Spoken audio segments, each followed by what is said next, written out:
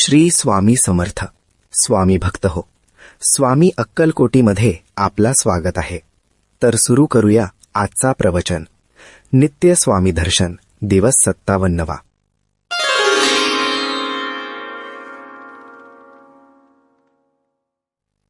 गंगेच्या काठावरल्या निबिड घनदाट अरण्यात स्वामी लाकूडतोड्यासमोर प्रगट झाले.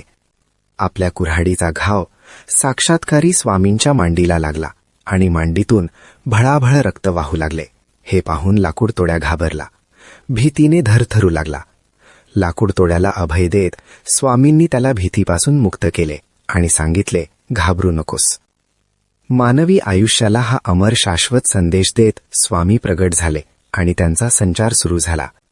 संपूर्ण जीवसृष्टीला स्वामींनी आधार दिला.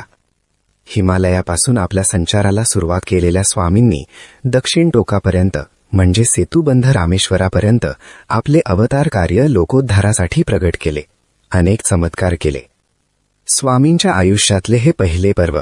ह्या काळात स्वामींनी लोकांचा उद्धार केला. अनेकांचे भाग्योदय उजळून आले. सेतुबंध रामेश्वराजवळ स्वामी एका रात्री उभे होते. भोवती कुणीही नव्हते. स्वामींना अचानक लाकूड तोड्याची आठवण झाली. त्याने वडाच्या मुळाशी असलेल्या वारुळावर घाव घातला म्हणून आपली समाधी भंग पावली हे स्वामींना आठवले आणि स्वामींनी त्या लाकूड तोड्याचे स्मरण केले. साक्षात्कारी पुरुषाने मर्त्य मानवाचे स्मरण करणारे स्वामी समर्थ हे योगी पुरुष होते.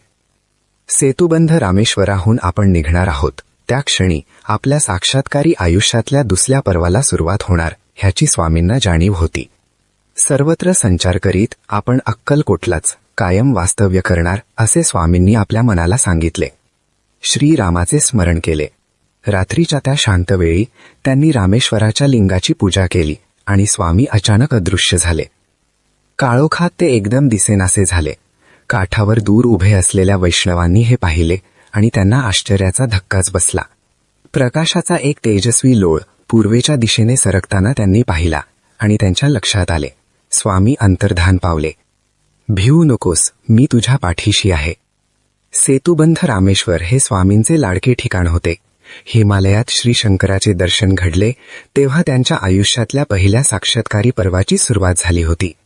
ह्या पर्वाचा शेवट करताना पुन्हा शंकराचे दर्शन घेऊन पुढच्या कार्याला सुरुवात करायची हे स्वामींनी मनोमन ठरवले होते. म्हणून सेतुबंध रामेश्वर सोडताना स्वामींनी रात्रीचा समय निवडला. शिवशंकराचे लाखो गण संपूर्ण विश्वात ह्यावेळी भ्रमण करीत असतात. त्या शिवगणांना आपण दर्शन द्यायचे असे स्वामींनी ठरवले होते. ह्याच शिवगणांनी स्वामींना हिमालयात काही काळ साथ दिली होती. माझ्या प्राणप्रिय स्वामी भक्तांनो, एकच लक्षात ठेवा की स्वामींच्या साक्षात्कारी आयुष्यातल्या प्रत्येक संदर्भ आपल्याला ज्ञात हवा, तरच स्वामी स्मरण अनंतकाळ मनात रेंगाळत राहते. इति श्री नित्य स्वामी दर्शन दिवस 57वा संपूर्णम.